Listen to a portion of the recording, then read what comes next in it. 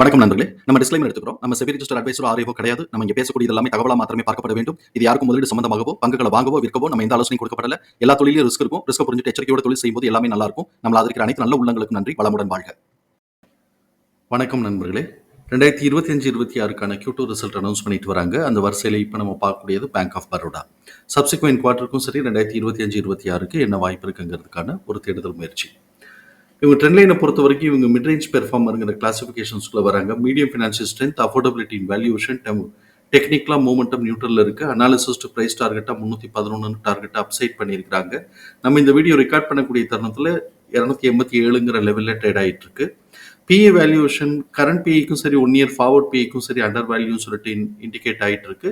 இவங்களுடைய fundamental key மெட்ரிக்ஸ்ல பார்க்கும்போது adequate level of liquidity position maintain பண்றாங்க. Average rate of return capital எம்ப்ளாய்டுக்கு எடுக்கிறாங்க.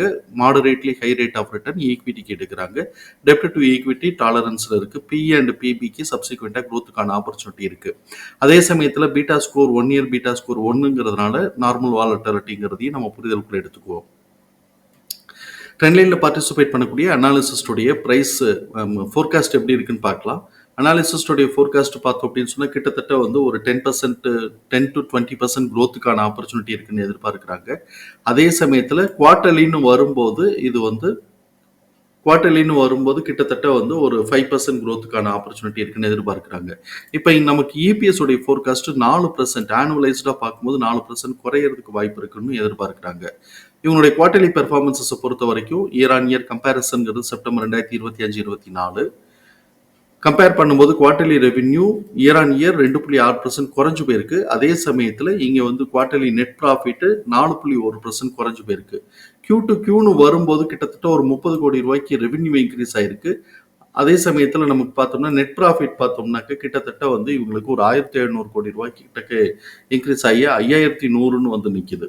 இப்போ அதனால என்னாச்சு, இபிஎஸ் உடைய டிடிஎம் இபிஎஸ் பார்த்தோம் அப்படின்னு சொன்னாக்க ஒரு 3.2 இன்க்ரீஸ் ஆகி 9.9ன்னு இருக்கு. அதனால இபிஎஸ் உடைய டிடிஎம் பார்த்தோம்னா 37.2ன்னு வந்திருக்கு. ஸோ இப்போ இங்கே 37 இபிஎஸ் உடைய டிடிஎம் 37.2 அப்படின்னு சொன்னாக்க இது வந்து நமக்கு கொஞ்சம் 0.4 கம்மியாக இருக்குது, இல்லாட்டி ஸ்டாக்னேட் ஆகிருக்குன்னு பார்க்கலாம். பட் நமக்கு எக்ஸ்பென்சிவ் வேல்யூவேஷன் இல்லாததுனால ஸ்டாக்னேட் ஆகிருக்கு அப்படிங்கிறதுனால பெருசாக கரெக்ஷன் வருமானம் யோசிக்கக்கூடியது. ஏன்னா இவங்க பெர்ஃபார்மன்ஸஸ் இங்கே காட்டியிருக்கிறாங்க அப்படிங்கிறத நம்ம பார்க்குறோம். ஸோ இப்போ இந்த சூழலில் எம்எஃப் தன்னுடைய ஹோல்டிங்கில் 0.71% இன்க்ரீஸ் பண்ணியிருக்கிறாங்க. இன்ஸ்டிடியூஷன்ஸ் ஹோல்டிங்கில் 0.59% இன்க்ரீஸ் பண்ணியிருக்காங்க. எஃப்ஐஎஸ் தன்னோட ஹோல்டிங்கில் 0.63% இன்க்ரீஸ் பண்ணியிருக்கிறாங்க. இந்த அட்ஜஸ்ட்மெண்ட்டுக்கு பிறகு எம்எஃப் உடைய கரண்ட் ஹோல்டிங் 10ஆகவும் 10%ஆகவும் இன்ஸ்டிடியூஷன்ஸ் உடைய ஹோல்டிங் 27%ஆகவும் எஃப்ஐஎஸ் உடைய ஹோல்டிங் 8.7%ஆகவும் இருக்கு. ஸோ இப்போ இவங்களுடைய இபிஎஸ் தகவல்களை நம்மளோட எக்ஸல் ஃபார்மேட்டில் நம்ம போட்டிருக்கிறோம்.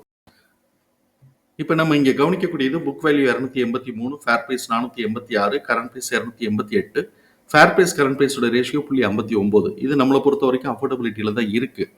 சரி, இப்போ இந்த நிலையிலிருந்து 0.75க்கு அப்சைட் மூவ்மெண்ட் கொடுத்தான்னா அது 365 அப்படிங்கிற லெவலுக்கு அது வருது. இப்போ அதே இடத்துல இந்த நிலையிலிருந்து அவன் 0.5க்கு வந்து அவன் கரெக்ஷன் எடுக்கிறான் அப்படின்னு சொன்னால் அது 243 அப்படிங்கிற லெவலுக்கு அது வருது. ஸோ இப்போ இவன் வந்து எப்படி கொண்டு போகிறான் அப்படிங்கிறத நம்ம வந்து பொறுத்திருந்து பார்ப்போம். இந்த ரேஞ்ச் வந்து ஃபேர் ப்ரைஸ் கரண்ட் ப்ரைஸோடைய ரேஷியோ பேஸ் பண்ணி கிடைக்கக்கூடிய ப்ரைஸ் கன்வர்ஷனில் கிடைக்கக்கூடிய ரேஞ்சு தான் இது. இப்போ நம்ம வந்து நெக்ஸ்ட் குவார்ட்டருடைய ஆக்சுவல் ரிசல்ட் வர்ற வரைக்கும் இவனுக்கு என்ன வாய்ப்பு இருக்குது அப்படின்னு சொல்லிட்டு நம்ம பார்க்கணும். ஸோ இப்போ இங்கே கரண்ட் ஏபிஎஸ் உடைய டிடிஎம் 37.20, அதை ஆவரேஜ் பண்ணும்போது 9.30ன்னு வருது. இதுதான் நெக்ஸ்ட் குவார்ட்டருக்கான ஆவரேஜ் எஸ்டிமேட்டட் ஏபிஎஸ். ஸோ இப்போ இதை நம்ம பார்க்கும்போது ப்ரீவியஸ் குவார்ட்டருடைய ஹைட்டை மேலே பிரேக் பண்ணுறதுக்கான வாய்ப்புகள் கம்மின்னு பார்க்குறோம். காரணம் எக்ஸிட் ஆகக்கூடியது 10.9, Q2 வந்து பார்த்தோம்னா 9.9 இருக்கு. ரெண்டத்தை காட்டிலும் இது கம்மியாக இருக்கிறதுனால இவன் ப்ரீவியஸ் குவார்ட்டருடைய ஹைட்டை மேலே பிரேக் பண்ணுறதுக்கான வாய்ப்புகள் இல்லை. ஆனால் ரியாலிட்டியில் நம்ம இங்கே பார்த்தோம் அப்படின்னு சொன்னாக்க அவன் வந்து இந்த ரிசல்ட் வர்றதுக்கு முன்னாடியே அவன் ப்ரீவியஸ் குவார்ட்டருடைய ஹைட்டை பிரேக் பண்ணினதுனால இப்போ இங்கேருந்து இவன் அட்ஜஸ்ட்மெண்ட்டுக்கு வர்றதுக்கான வாய்ப்புகள் இருக்கும். ஏன்னா இப்போ ரிசல்ட் வந்துடுச்சு, நெக்ஸ்ட் ஆவரேஜுங்கிறது அது வந்து மேலே க்ரோத்துக்கான அதாவது அப்சைட் மூவ்மெண்ட்டுக்கான சப்போர்ட் இப்போதைக்கு இல்லை. மேத்தமெட்டிக்கலாக நான் சொல்கிறேன், ட்ரேடர்ஸ் எப்படி வேணாலும் எடுத்துகிட்டு போகலாம். நமக்கு இங்கே பார்க்கும்போது அப்படி இல்லாததுனால இவன் சப்போஸ் திருப்பி கரெக்ஷன் வரலாம். கரெக்ஷன் வர்றது வந்து ஆரம்பித்த இடத்துல இருந்து எங்கேருந்து பிரேக் பண்ணானோ அந்த இடத்துக்கே கூட அவன் திருப்பி ரிவர்ஸ் ஆகுறானா அப்படிங்கிறத நம்ம பொறுமையாக வாட்ச் பண்ணி பார்க்கணும். ட்ரேடர்ஸ் அப்படி மேலே எடுத்துகிட்டு போகிறோம் அப்படின்னு சொன்னாங்கன்னாக்க அதுக்குண்டான என்னென்ன வாய்ப்பு இருக்குது அப்படிங்கிறதையும் நம்ம வந்து சார்ட்டில் பார்க்கலாம். ஸோ இப்போ இந்த தான் நமக்கான சூழலில் இருக்குது. அடுத்த குவார்ட்டருக்கு இவன் ஆவரேஜ் ரிசல்ட்டே எடுத்தாக்க இபிஎஸ் டிடிஎம் வந்து எகைன் திருப்பி டிக்ரீஸ் ஆகுது. அதுக்கு அடுத்த குவார்ட்டருக்கும் டிக்ரீஸ் ஆகுது. ஸோ இப்போ 2 குவார்ட்டருக்கு நமக்கு டிக்ரீஸ் ஆகுது. ஆவரேஜ் பெர்ஃபார்மன்ஸஸ் இதை காட்டிலும் கூட கொடுத்தானால் மாத்திரம் தான் நமக்கு வாய்ப்பு இருக்கும். அதாவது 10.5 காட்டிலும் கூட கொடுத்தா மாத்திரம்தான் நமக்கான வாய்ப்பு இருக்கும். மேலே போகுங்கிறதுக்கான வாய்ப்புகள் இருக்கலாம். அதுக்கு கீழே எப்படி கொடுத்தாலும் அது கொஞ்சம் கரெக்ஷனல் லீட் எடுக்கத்தான் வாய்ப்பு இருக்குங்கிறது நம்மளுடைய பார்வை. இப்போ நமக்கு வந்து இங்கே எக்ஸ்போனன்ஷியல் ஃபார்முலால கிடைச்சிருக்கக்கூடிய பிரைஸ் ரேஞ்சஸ் நம்ம சார்ட்ல மார்க் பண்ணியிருக்கிறோம். இங்கே S4ங்கிறது 199லேருந்து 206, S4 S3யோட மிட் பாயிண்ட் 255லேருந்து 263, S3 320லேருந்து 329. நம்ம ஃபேர் ப்ரைஸ் கரண்ட் ப்ரைஸோட ரேஷியோ 1.5 வந்துச்சுன்னா 365 வருது. ஸோ இப்போ நார்மலாக S3 இருக்கட்டும், ஃபேர் ப்ரைஸ் அந்த 365 ஃபேர் ப்ரைஸ் கரண்ட் ப்ரைஸோட ரேஷியோ இது வந்து ஆனுவலைஸ்டாக வர்றதுக்கான வாய்ப்புகள் இருக்குங்கிறது நம்மளுடைய பார்வை. இப்போ இவன் ஆனுவலைஸ்டாக நம்ம பார்த்தோம் அப்படின்னு சொன்னால் ஏப்ரல் மேக்கு பிறகு தான் அவன் ஏறுறான், மார்ச்சுக்கு பிறகு தான் அவன் ஏறுறான். ஸோ இப்போ இந்த இடத்துல ஒரு சைட்வேஸ் ஒரு கரெக்ஷன் வந்துட்டு பிப்ரவரி மார்ச்சுக்கு பிறகு இவன் கொஞ்சம் மேலே ஏறினாலும் ஆச்சரியப்படுறதுக்கு இல்லை. இது மந்த்லி கேண்டில் வச்சிருக்கிறோம். இப்போ கரெக்டாக நமக்கு வந்து பார்த்தோம் அப்படின்னு சொன்னால் செப்டம்பர் மாதம் இவன் ப்ரீவியஸ் குவார்ட்டருடைய ஹைட்டை வந்து உடைக்க ஆரம்பிச்சுட்டு செப்டம்பர் வச்ச ஹைட்டை வந்து அக்டோபரில் உடைச்சிட்டான்.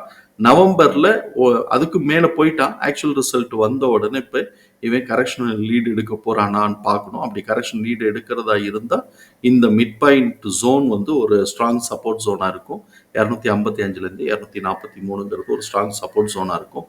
சப்சிக்வெண்ட்டாக 2 குவார்ட்டருக்கும் அவன் வந்து 10க்கு மேலே, அது 10.5க்கு மேலே அவன் வந்து ரிசல்ட் கொடுத்தான் அப்படின்னு சொன்னால் கொஞ்சம் நல்லா ஃபாஸ்ட்டாகவே அப்சைட் மூவ்மெண்ட் கொடுத்தாலும் ஆச்சரியப்படுறதுக்கு இல்லை.